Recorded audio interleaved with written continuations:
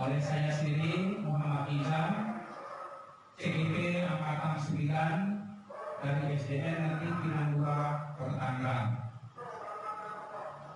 Pertama, puji dan syukur kita panjatkan kepada Allah Subhanahu wa Ta'ala yang telah melimpahkan nikmatnya kepada kita sekalian, sehingga pada hari ini kita dapat mengikuti acara ini dalam keadaan sehat walafiat. Salawat dan salam semoga senantiasa tercurah kepada junjungan kita Nabi besar Muhammad SAW serta keluarganya, para sahabatnya, serta kita semua umatnya sampai akhir zaman nanti. Amin ya rabbal alamin. Bapak Ibu yang saya hormati, sebagaimana yang kami sudah sampaikan melalui undangan bahwa pertemuan kita hari ini adalah untuk pembahasan tentang kegiatan yang telah dilaksanakan atau telah diikuti oleh calon guru penggerak, yang mana sampai hari ini kami sudah menyelesaikan modul 1, yaitu modul 1.4. Nah, budaya positif ini kami sudah mempelajari bersama fasilitator dan pengajar praktik, yang mana kami akan perkenalkan fasilitator saya adalah Ibu Leati Huria SMPD, dan pengajar praktik saya adalah Ibu Hermia Ismayanti SM. Bapak Ibu yang saya hormati, selama kami mengikuti program guru penggerak, banyak ilmu-ilmu baru yang kami peroleh yang tentunya akan kami terapkan di sekolah demi untuk memberikan pengaruh atau perubahan baik di sekolah kita. Mudah-mudahan dengan adanya kegiatan guru penggerak ini, sekolah kita semakin maju dan berprestasi.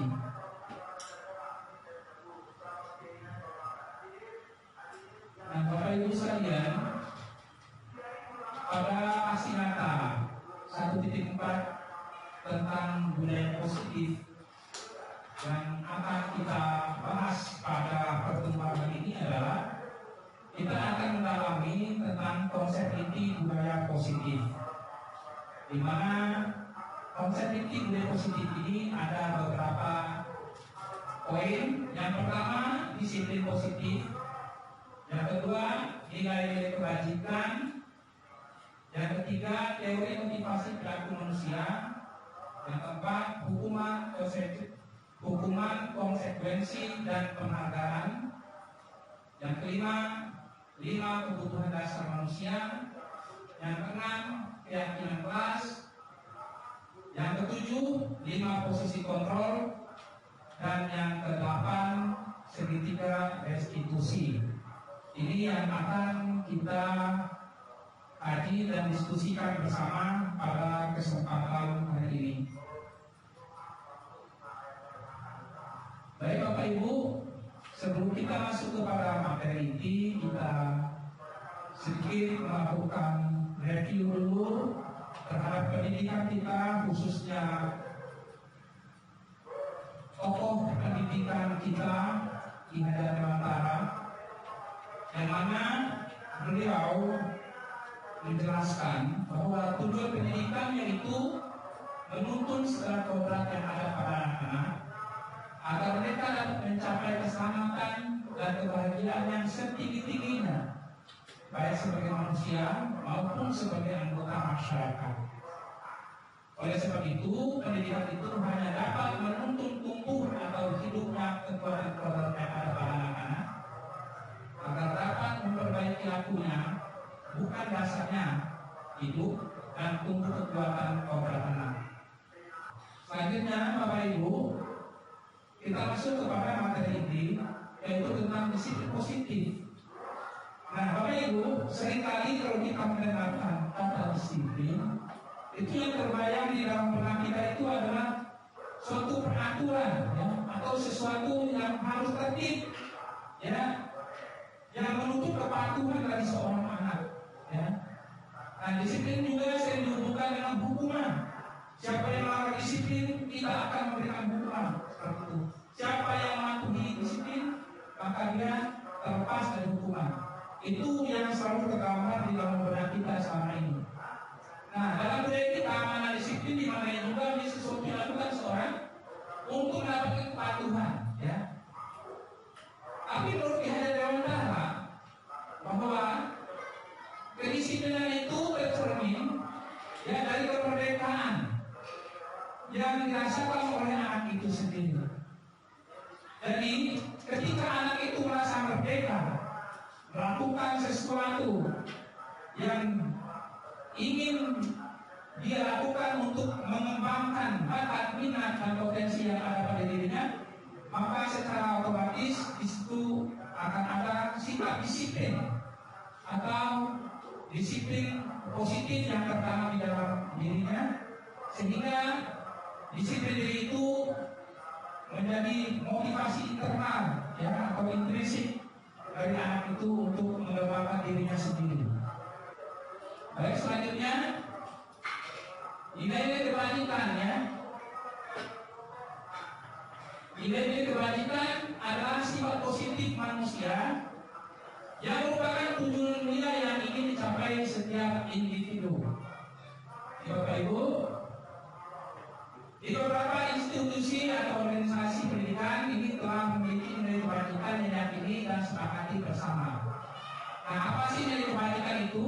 Ya, nilai kebajikan itu adalah nilai-nilai atau sifat positif yang merupakan kesepakatan, ya, secara universal, yang mana nilai-nilai tersebut, ya, lintas bahasa, lintas agama, bahkan lintas bangsa. Nah, nilai-nilai kebajikan inilah yang akan kita amalkan kepada anak, yang mana di dalam kurikulum kita sekarang ini yang kita sebut dengan P5, ya, atau profil pelajar Pancasila. Yang pertama yaitu beriman, bertakwa kepada Tuhan Yang Maha Esa dan berakhlak mulia. Yang kedua, berkebinekaan global. Tiga, bergotong royong. Empat, kreatif. Lima, bernalar kritis. Yang keenam, mandiri. Selanjutnya kita akan masuk kepada teori motivasi perilaku, ya.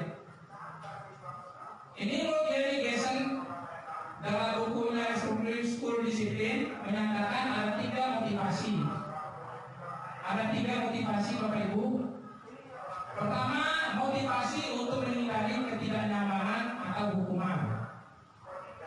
Nah, apa yang dimaksud dengan motivasi menghindari ketidaknyamanan atau hukuman ini? Nah, Bapak Ibu, ini adalah motivasi tingkat yang terendah dari perilaku manusia. Biasanya orang yang motivasi perilakunya untuk menghindari hukuman atau ketidaknyamanan akan bertanya dalam dirinya, apa yang akan terjadi apabila saya tidak melakukannya. Nah, motivasi ini bersifat eksternal, artinya ada pengaruh dari luar dirinya. Dia melakukan kepatuhan, kedisiplinan hanya untuk menghindari dari hukuman.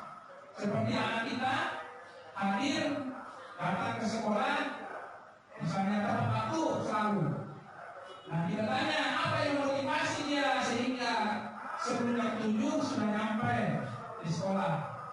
Nah, mungkin anak mempunyai jawaban karena dia takut disetak oleh guru atau mendapatkan hukuman. Berarti walaupun kelihatannya anak ini patuh tertib dalam melaksanakan tertib sekolah, tetapi nilai-nilai yang mendasarinya atau motivasi itu bukan dari keyakinan yang ada pada dirinya, tapi hanya karena dia takut dihukum. Yang kedua, motivasinya untuk mendapatkan imbalan atau penghargaan dari orang lain. Nah, karena kita temukan, Bapak Ibu, seseorang melakukan sesuatu hal yang luar biasa, ya, bahkan di zaman sampai, ya,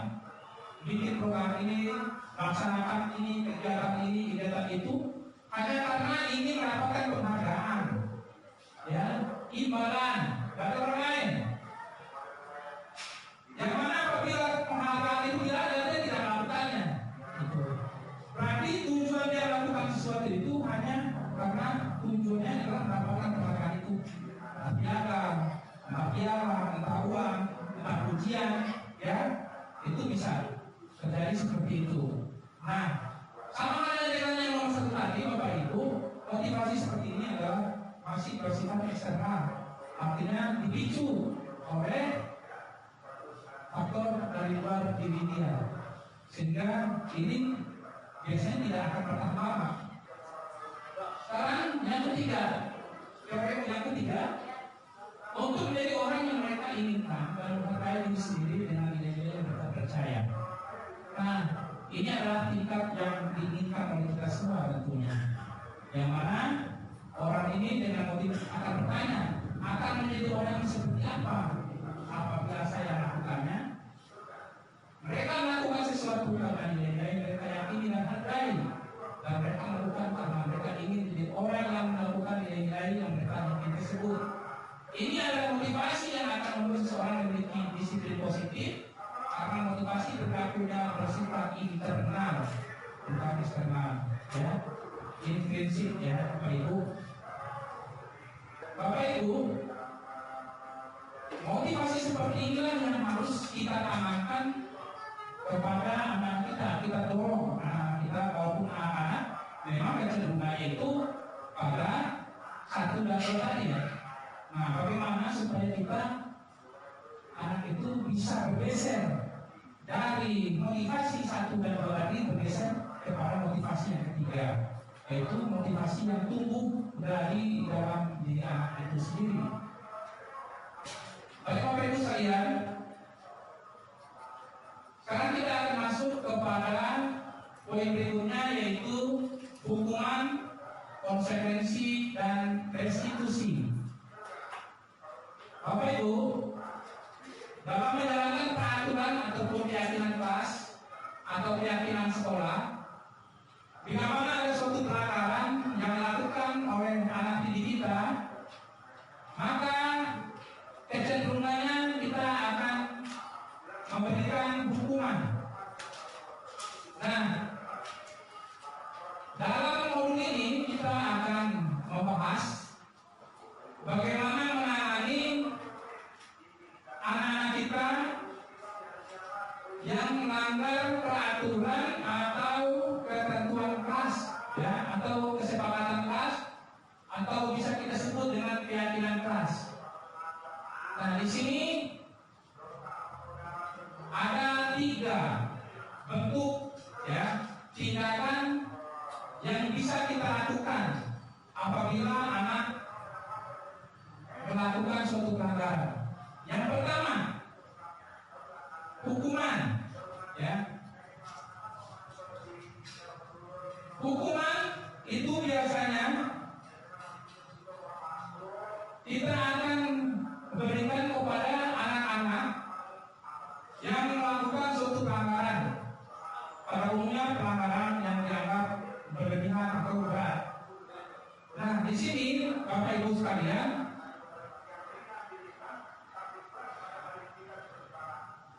pelanggaran-pelanggaran yang dilakukan oleh anak tersebut adalah pelanggaran-pelanggaran yang sifatnya insidentil, ya.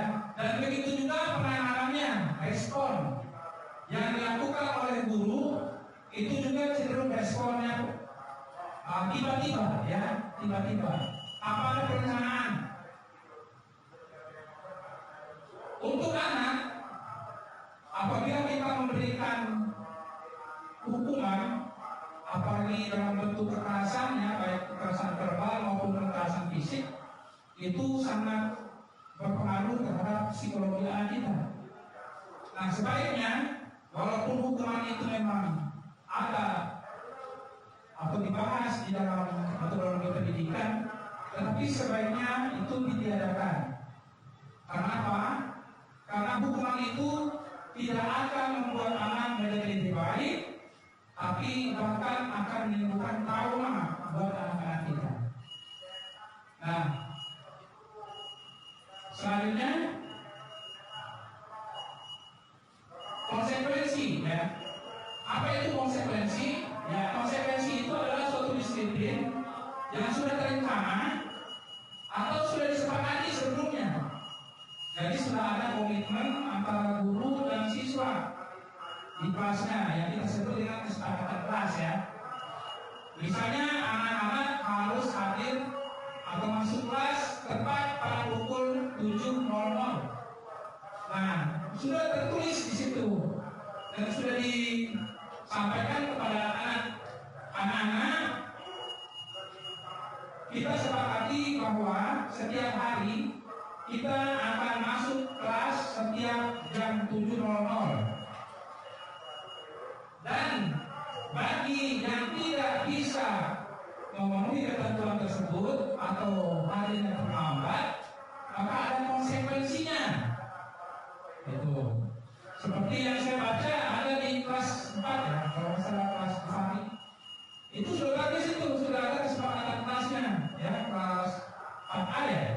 Nah, anak yang terlambat hadir itu ingat tidak diperbolehkan masuk sebelum doa selesai, ya.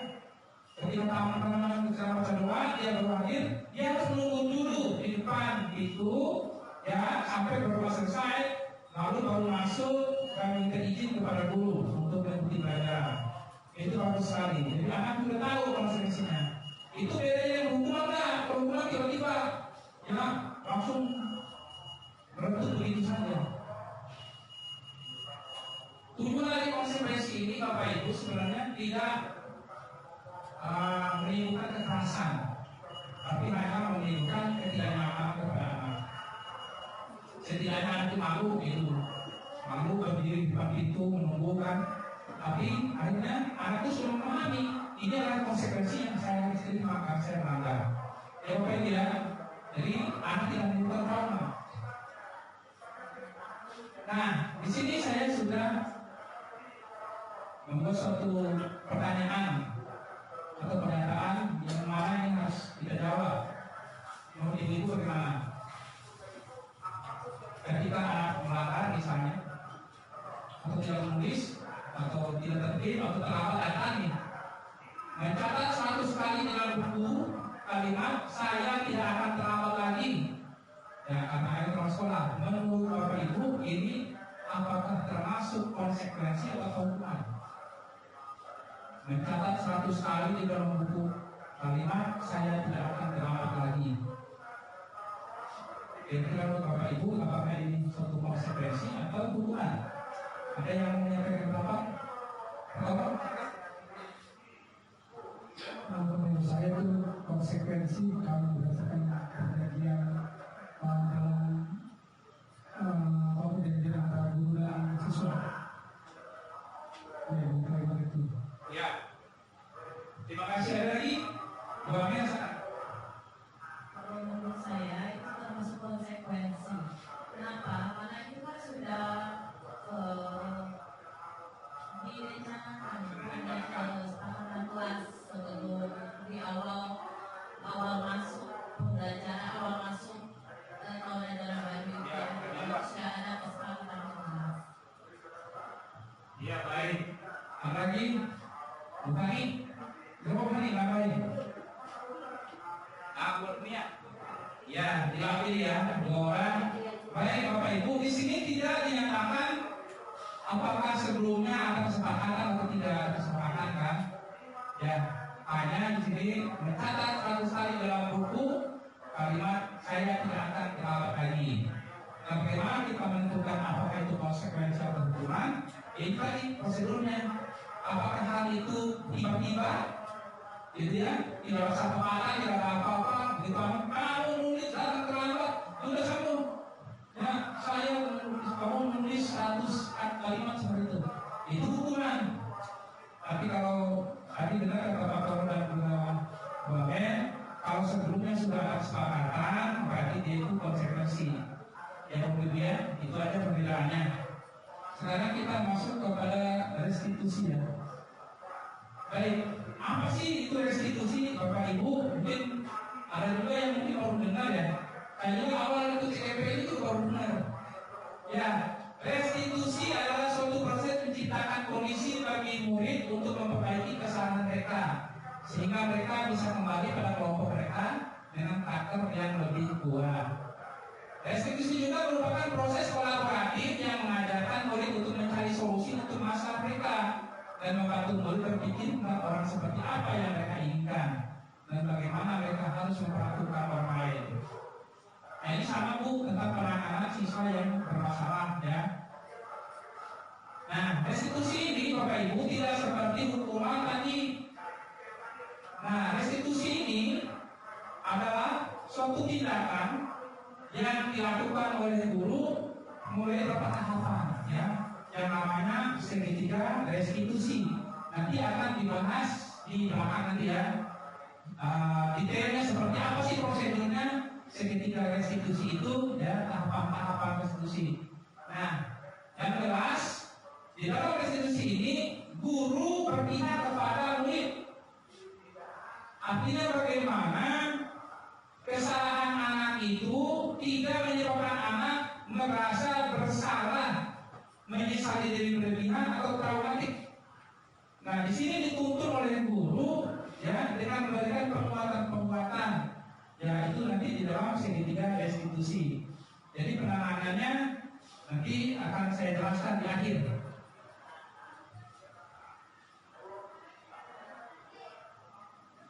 Nah, ini Bu, kita masuk kepada poin berikutnya, yaitu keyakinan kelas ya Bapak Ibu ya. Nah, apa itu keyakinan kelas Bapak Ibu? Kenapa bukan peraturan kelas gitu kan? Nah, sekarang istilahnya kita kembangkan adalah keyakinan kelas. Keyakinan kelas yaitu nilai kebajikan universal yang disepakati bersama dalam suatu kelas secara tersirat dan tersurat, lepas dari latar belakang suku, negara, bahasa maupun agama.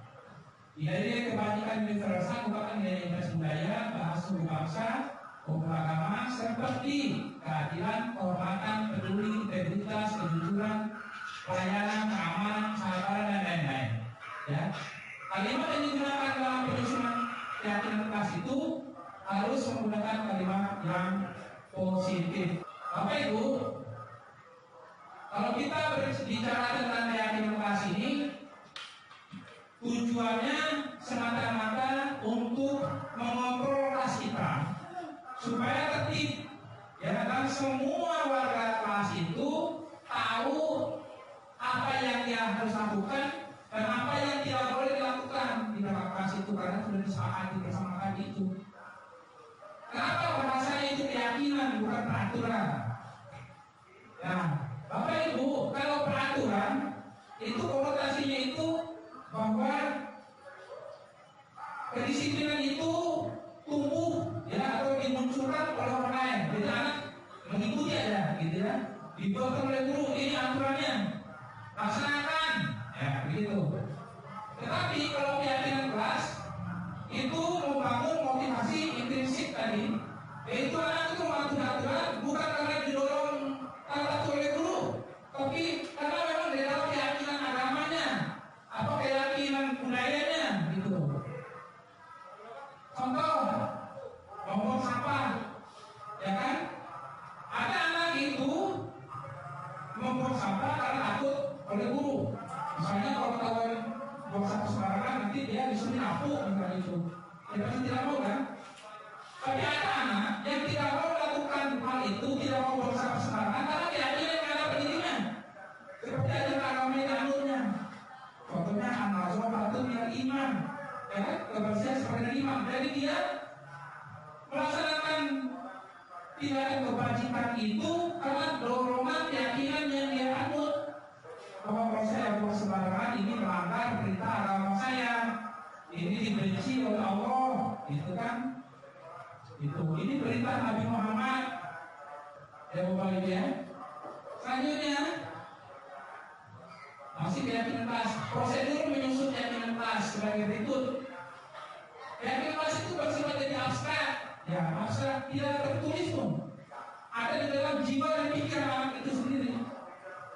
Kemudian keyakinan keras berupa pernyataan-pernyataan universal. Ini berlaku bagi siapa aja. Contohnya tadi itu menjaga kebersihan, itu semua agama mengajarkan itu. Gitu. Jadi agamanya apapun dia sepakat terhadap peraturan atau kebajikan yang kita buat. Kemudian keyakinan kelas sebenarnya tidak terlalu banyak sehingga mudah diingat dan dipahami oleh seluruh warga kelas. Keyakinan kelas sebaiknya sesuatu yang perintahkan lingkungan tersebut. Semua warga kelas sebenarnya ikut berkontribusi dalam pembuatan keyakinan kelas lewat kegiatan curah pendapat. Kemudian semua warga juga bersedia dia kembali keyakinan kelas dari waktu ke waktu. Apakah itu masih relevan atau tidak itu keyakinan kelas tersebut? Ya Bapak Ibu ya. Baik, kita lanjut lagi ke poin berikutnya. Nah, ada 5 kebutuhan dasar manusia Bapak Ibu. Seluruh tindakan manusia memiliki tujuan tertentu. Semua yang kita lakukan adalah usaha terbaik kita untuk mendapatkan apa yang kita inginkan. Ketika kita mendapatkan apa yang kita inginkan, sebetulnya saat itu kita sedang memenuhi satu atau lebih dari satu kebutuhan dasar kita. Ya. Nah, apa saja 5 kebutuhan dasar manusia itu? Pertama, kebutuhan untuk bertahan hidup atau survival. Ya. Kemudian yang kedua, manusia butuh kepada yang namanya kasih sayang dan rasa diterima. Kemudian manusia butuh kebebasan. Yang keempat, manusia membutuhkan kesenangan. Dan yang kelima, manusia itu juga butuh penguasaan atau power. Nah, kita bahas walaupun sedikit-sedikit, kita akan coba dalami. Pertama, kebutuhan untuk bertahan hidup. Nah, kebutuhan untuk bertahan hidup ini adalah kebutuhan yang umumnya kebutuhan yang paling penting, ya.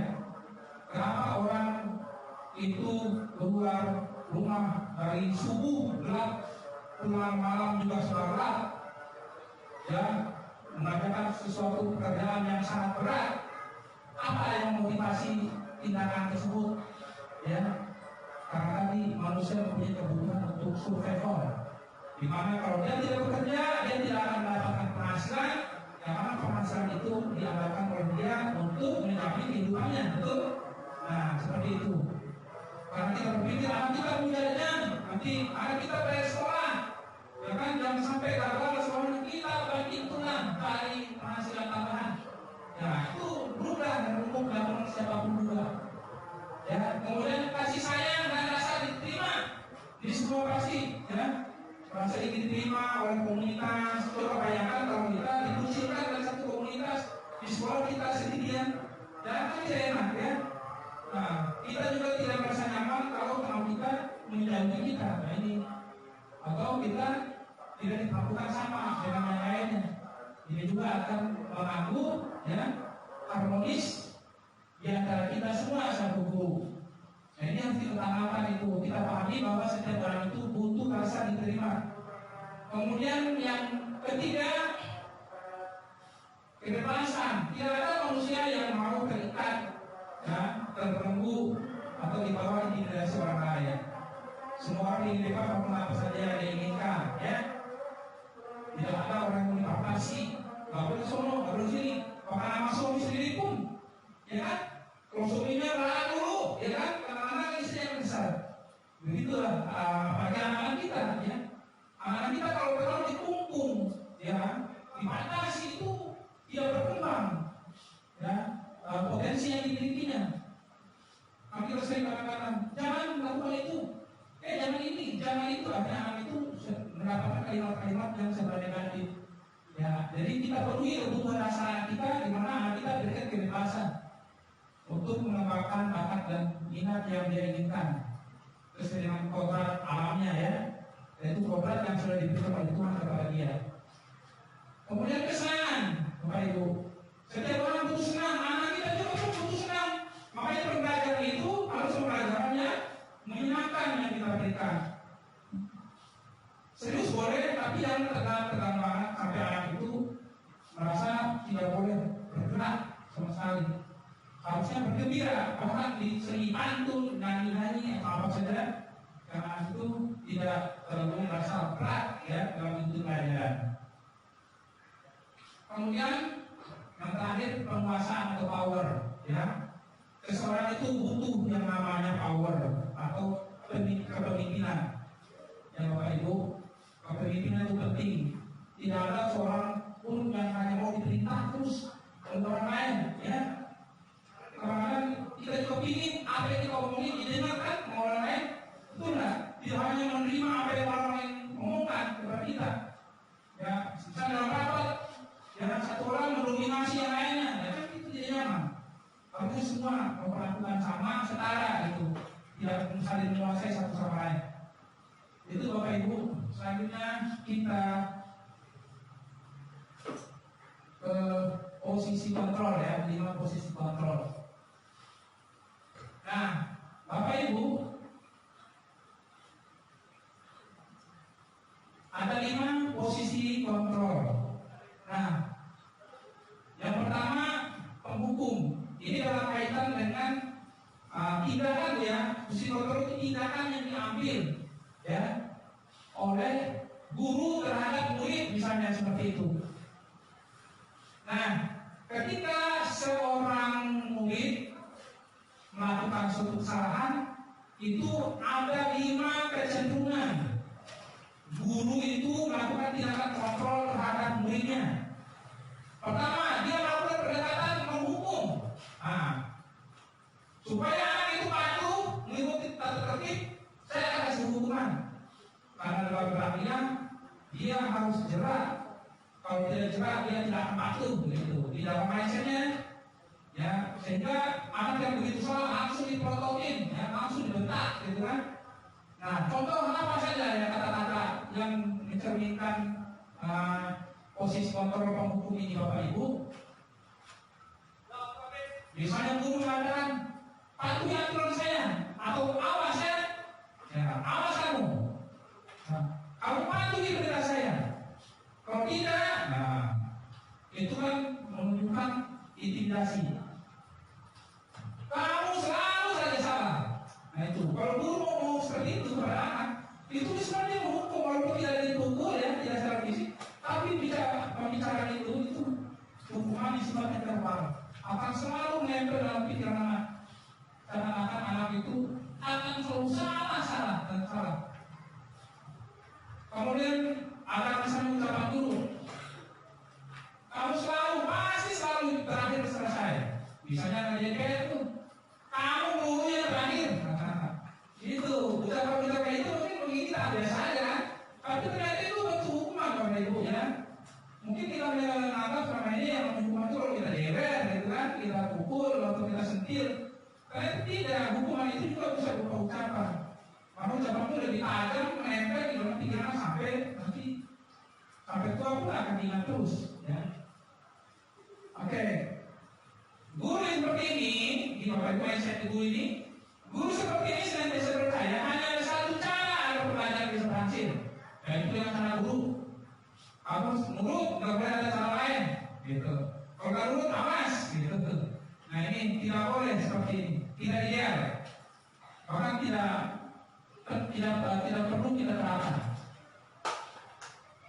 Yang kedua, posisi kontrol kedua Bapak Ibu, pembuat merasa bersalah. Nah, ada guru yang menyelesaikan permasalahan dengan berdialog dengan anak itu, tapi supaya menimbulkan rasa salah kepada anak.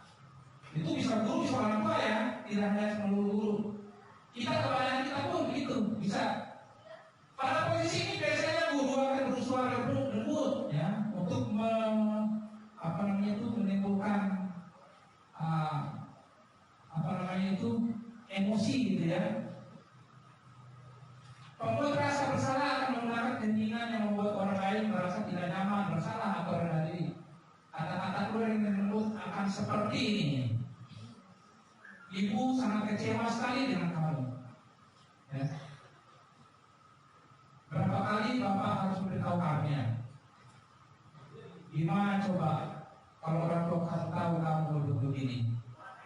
Nah, ini kata-kata kalimat kelima yang membangkitkan rasa bersalah kepada anak.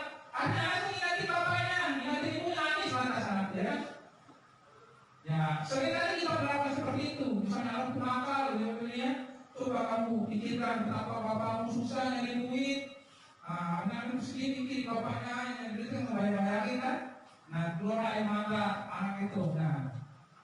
Nah, di posisi ini mereka akan memiliki diri yang buruk tentang diri mereka, penyesalan diri, karena mereka telah berbuat jahat kepada orang tua mereka.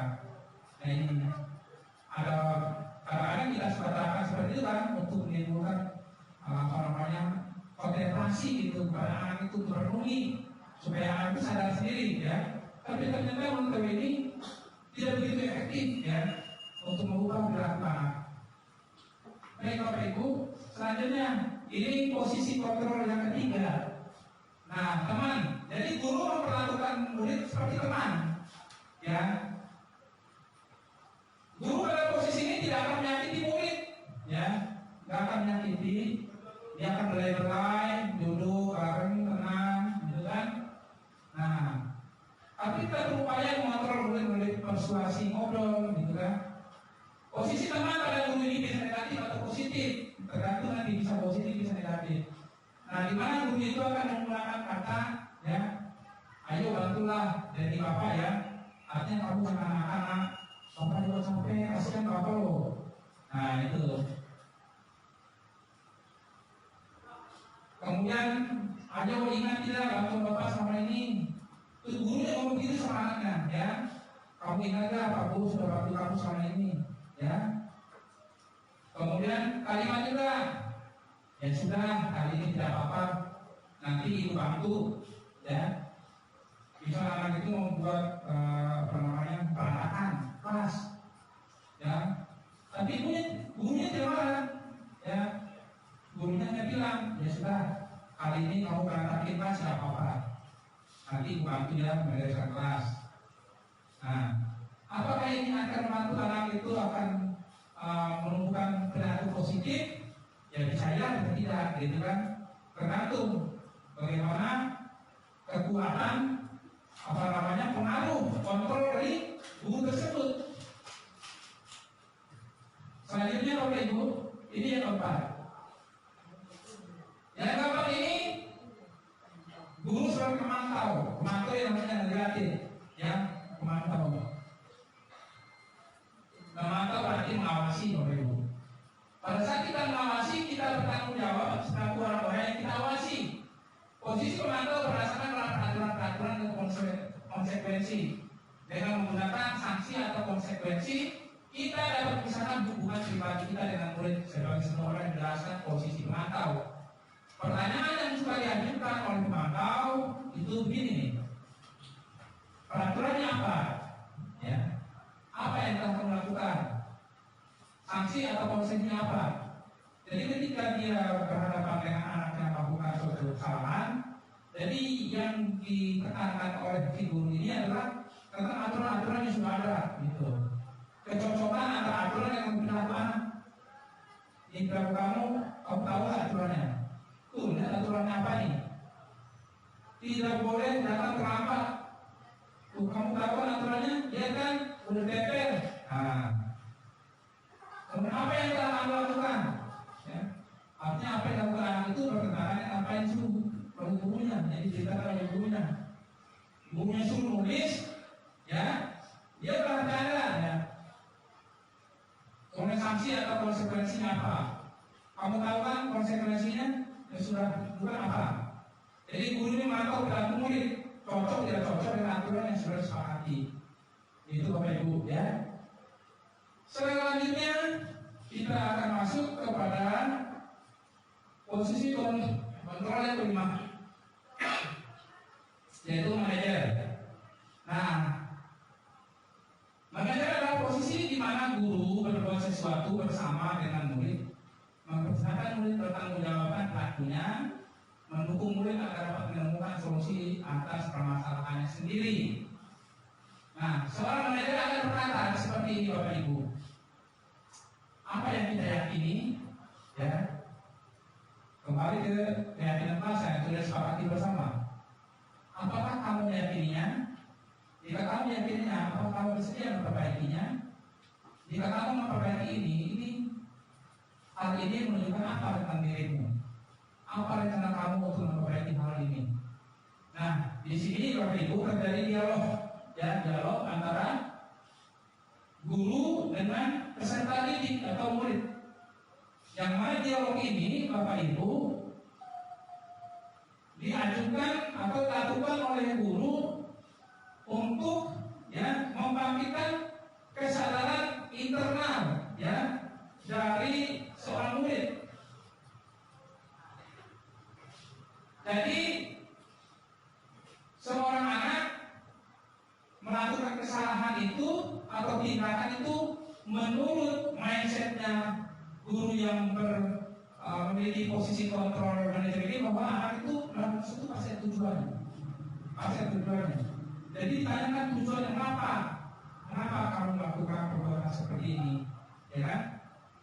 Jadi ada dialog. Ditanya, anak itu diberikan hak untuk berbicara, menyampaikan kenapa kamu tidur ketika bapak menjelaskan pelajaran. Itu serta-merta anak itu dimarahin, keluar kamu, cuci muka semua. Dan begitu, tapi dia ada ngobrol. Mungkin saja anak itu pada saat malam hari tidak bisa tidur, karena mengerjakan tugas dari orang tuanya, misalnya membantu orang tuanya belakang atau apa. Ini harus dikontrol dulu, harus dibuka dulu, baru menemukan ini solusi pemecahannya apa. Nah, ditanyakan keyakinan anak itu, Nah, untuk pertanyaan tadi, jika kamu meyakininya, apa kamu bersedia memperbaiki kesalahan kamu? Kamu ke depan ingin menjadi seperti apa? Apa cita-cita yang kamu inginkan? Bisa jadi apa? Nah, kita tuntun anak. Nah, untuk menjadi seperti ini, anak kamu harus seperti ini. Mengubah perilaku kamu dari yang salah menjadi baik, kamu pasti akan sukses. Nah, ini disertai dengan memberikan harapan gitu kepada anak. Jadi anak itu tidak semata-mata diposisikan sebagai orang yang bersalah, harus terus bikin kesalahannya. Justru kesalahannya itu harus diangkat dari dia yang kita munculkan adalah kesadaran untuk memperbaiki. Begitu Bapak Ibu. Oke. Selanjutnya, nah ini terakhir kita masuk kepada segitiga restitusi. Jadi segitiga restitusi ini sangat penting untuk diketahui, bahkan dikuasai oleh seluruh guru, baik guru dari jenjang apapun ataupun juga kita satu orang tua, Nah, ketika anak melakukan suatu kesalahan itu Bapak Ibu, ada 3 hal tahapan yang harus kita lakukan dalam upaya kita merubah identitas anak dari identitas yang negatif berbuat salah menjadi identitas yang positif, atau menjadi anak yang akan punya kecenderungan untuk melakukan suatu kebaikan. Kalau kita lihat dari sini, bagian dasar dari sini tidak bertujuan untuk mengubah identitas anak dari orang yang gagal, identitas gagal, karena melakukan suatu kesalahan menjadi orang yang sukses. Nah ini berbeda sama Bapak Ibu. Jadi anak yang berbuat kesalahan dengan melalui restitusi ini kita geser dari anak itu dari identitas gagal, karena melakukan suatu kesalahan menjadi anak yang mempunyai giroh semangat untuk sukses gitu. Kemudian anak yang melanggar peraturan karena sedang mencari perhatian adalah anak yang sedang mengalami kegagalan. Kalau kita ingin menjadi efektif, maka kita harus meyakinkan si anak dengan cara mengatakan kalimat ini. Artinya meyakinkan itu bahwa anak itu kalau berbuat salah itu bukanlah akhir atau kiamat, tapi dia punya kesempatan untuk berbuat yang lebih baik lagi. Nah, ketika anak misalnya kita ada ngobrol, kenapa izin bapak, kan ada seperti itu. Ya Pak, maaf Pak, tadi saya kebelet, misalnya itu saya mau ke toilet. Nah, si guru akan mengatakan, nah, berbuat salah itu tidak apa-apa. Tuh, kita letakkan dulu tuh identitasnya dari dalam tadi menjadi sukses, supaya anak tidak diposisikan dalam anak itu tidak merasa misali, ya. Berbuat salah itu tidak apa-apa, tidak ada manusia yang sempurna. Tuh, kalimat pertama yang diucapkan dulu. Saya juga waktu sekolah seperti kamu, Bapak juga sering melakukan kesalahan. Tapi ketika Bapak mengetahui bahwa Bapak salah, Bapak segera memperbaikinya. Dan itu aku merasa tidak dipojokkan. Kamu tidak usah terlalu memikirkan masalah ini. Nanti Bapak akan bantu, kita akan selesaikan permasalahannya. Itu. Nah, dalam segitiga fungsi yang menstabilkan identitas ini, Bapak Ibu, jadi guru tidak mencari siapa yang salah, ya, tapi mencari solusi, gitu. Jadi bukan kamu kenapa begini, terus saya Pak disalahkan, itu nggak boleh. Justru kita harus membangkitkan dari dia identitas yang tadi gagal menjadi identitas yang sukses. Tahapan kedua, setelah kita menstabilkan identitasnya, baru kita melakukan pada dialog yang kedua, Bapak Ibu. Validasi tindakan yang salah. Tenang, keluarga. Nah, bagaimana sertifikat tujuan untuk membuka identitas anak dari yang gagal, ya, menjadi sukses. Nah, validasi kesalahan ini, ya Bapak Ibu, yaitu anak itu ditanyakan mengapa tadi kamu melakukan perbuatan seperti itu, nak. Padahal semestinya kamu tidak perlu melakukan itu. Ya, anak itu memberikan alasannya. Nah, jadi itu contoh seperti itu, Bapak Ibu, ya. Jadi anak itu benar-benar kita posisikan supaya jangan sampai anak itu merasa terstigma, ya, di dalam pikirannya itu bahwa dia adalah orang yang bermasalah terus, gitu. Kemudian yang ketiga, menanyakan keyakinan. Nah, teori kontrol menyatakan bahwa kita berdasarkan termotivasi secara internal. Ketika identitas sukses telah tercapai, ya asal tadi ya, perilaku yang salah telah divalidasi, langkah kedua tadi, anak itu sudah mengutarakan apa yang menjadi penyebab dia melakukan suatu kesalahan, ya, maka anak akan siap untuk dihubungkan dengan nilai yang dia percaya. Nah, ini baru kita maksud menyentuh ke dalam batin anak tersebut, ya, keyakinannya. Ya, supaya apa? Tujuannya supaya muncul motivasi perbaikan diri itu dari dalam diri dia, bukan karena tadi karena itu itu bukan, atau dimarahin itu bukan. Nah, apa yang kita percaya sebagai kelas atau keluarga, ya, apa nilai umum yang kita tersepakati, apa bayangan kita tentang kelas yang ideal, kamu menjadi orang seperti apa nanti ke depan. Nah, jadi yang kita bangun adalah cita-cita dia itu seperti apa, itu yang kita angkat, ya, untuk kita menjadi bahan, ya, bahan kita untuk kita tanamkan kepada anak kita supaya dia tidak lagi merasa bahwa dia sebagai seseorang yang terus dan terus melakukan kesalahan, jadi objek nanti yang harus dimarahi oleh terus-menerus. Baik Bapak Ibu, dari paparan yang tadi saya sampaikan, ya, barangkali sudah jelas.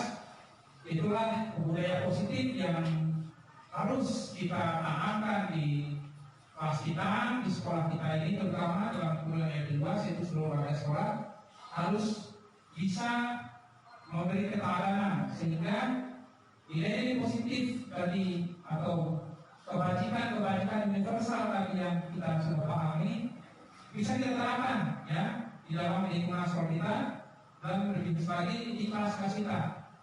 Nah, itu yang menjadi tujuan, ya, utama dari pendidikan kita itu pendidikan yang menuntun anak supaya memiliki karakter, ya, sebagaimana yang sudah kita sering gaul-gaulkan di dalam profil pelajar Pancasila, begitu ya, tadi yang kita sebut ada 6 dimensi yang harus kita tanamkan kepada anak kita. Nah, dalam upaya menanamkan 6 dimensi itulah kita perlu mengetahui cara bagaimana menyelesaikan permasalahan-permasalahan yang dihadapi oleh anak kita, karena namanya manusia tidak luput dari yang namanya kesalahan, apalagi anak. Dan itu dituntut guru memiliki kemampuan untuk bagaimana menuntun anak itu dari identitas gagal itu menjadi identitas sukses, sehingga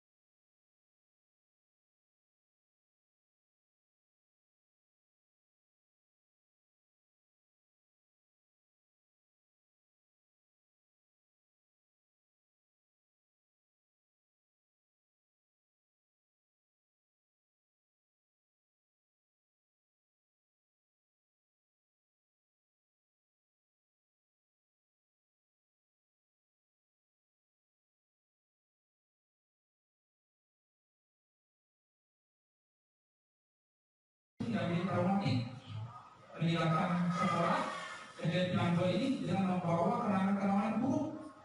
Pada dulu di sekolah diomelin dulu guru saya, itu udah gede itu udah gede, udah besarnya. Dia cerita kemana, guru saya paling galak itu guru itu tuh namanya. Maka dia terus, nah, guru saya paling baik itu kan guru ini, guru A, guru B. Nah, ini yang saya pernah sampaikan. Silakan kalau ada 1-2 pertanyaan dari Bapak Ibu dari materi yang tadi saya sampaikan, ada yang belum jelas bisa ditanyakan. Nanti untuk penjelasan lebih detailnya lagi, Bapak Ibu ada di waktu yang terbatas. Tidak mungkin saya semuanya harus dipraktekkan, tapi nanti akan kita praktekkan di kelas-kelas ya. Nanti kita akan bahas di dalam komunitas belajar kita ya. Di dalam komunitas belajar kita nanti kita akan bahas lebih dalam lagi satu persatu ya, sampai ke hal yang sifatnya teknis. Silakan Bapak Ibu ada yang ingin tanyakan? Ada?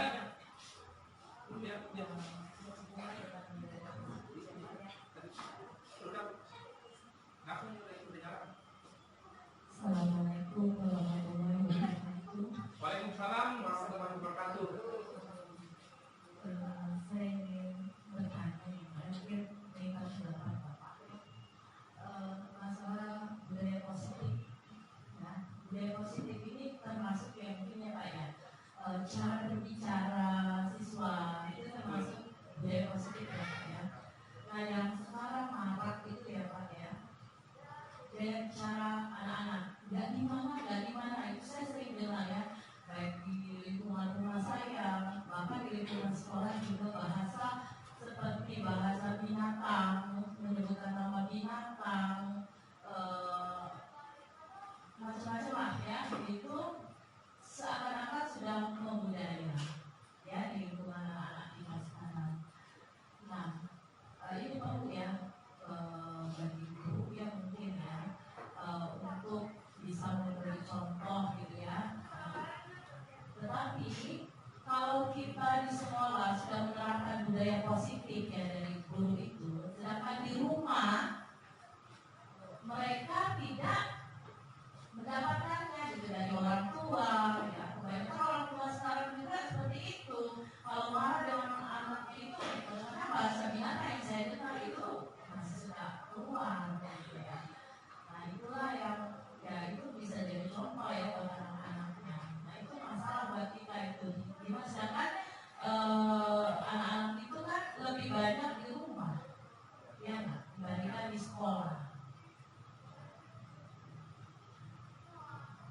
Ya baik Bu, pertanyaan yang sangat bagus dan sangat kontekstual ya Bu.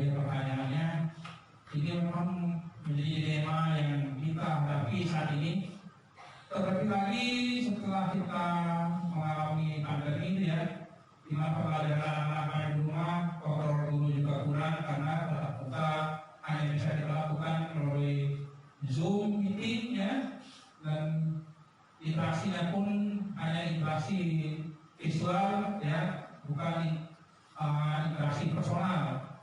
Jadi memang terasa sekali perbedaannya Bapak Ibu, di mana saat ini bahasa-bahasa yang digunakan oleh anak kita itu sangat mengkhawatirkan ya.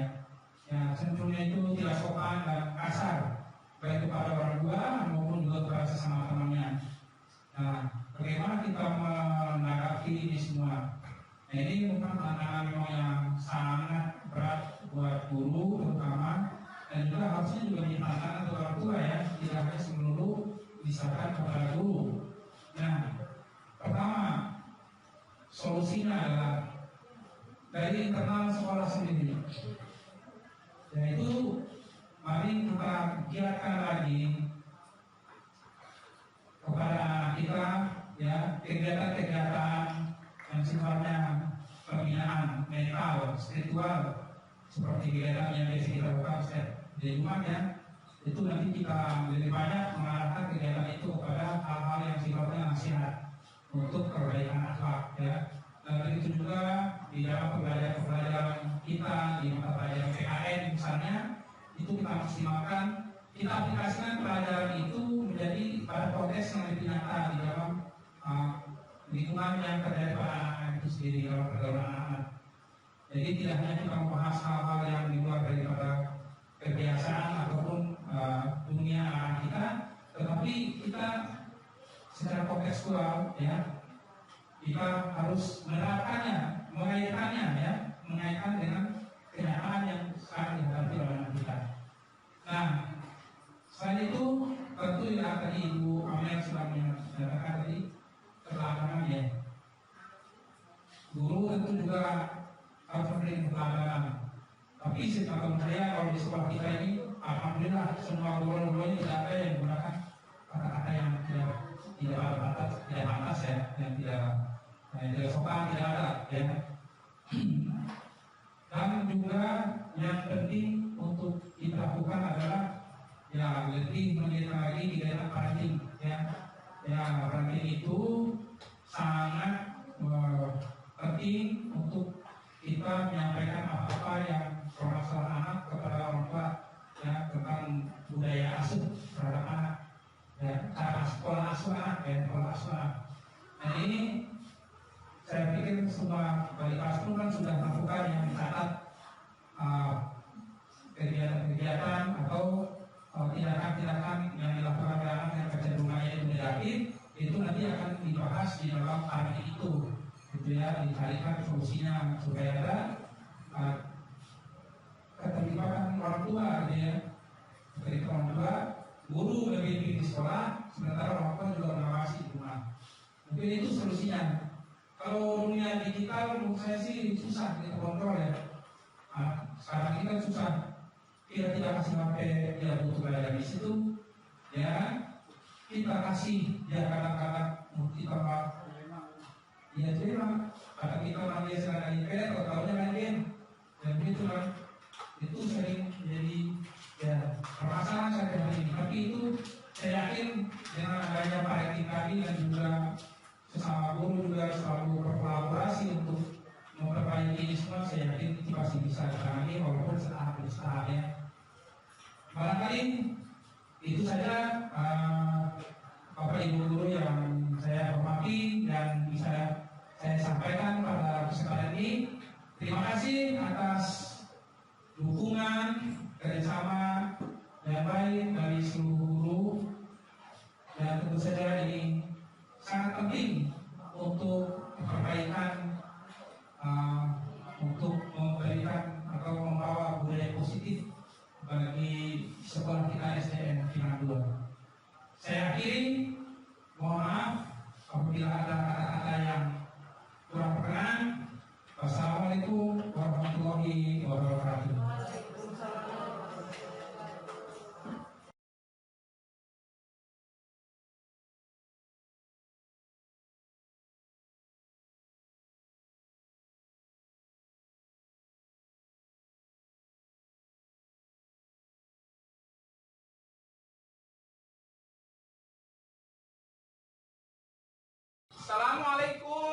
warahmatullahi wabarakatuh. Waalaikumsalam warahmatullahi wabarakatuh. Anak-anakku sekalian, alhamdulillah hari ini kita dapat bertatap muka kembali di kelas kita, yang mana pada hari ini kita akan melakukan suatu kegiatan aksi nyata, yaitu kita akan membuat kesepakatan kelas, anak-anak ya. Nah, kesepakatan kelas ini anak-anakku sekalian bertujuan untuk menjaga ketertiban dan juga untuk menciptakan kenyamanan di kelas kita.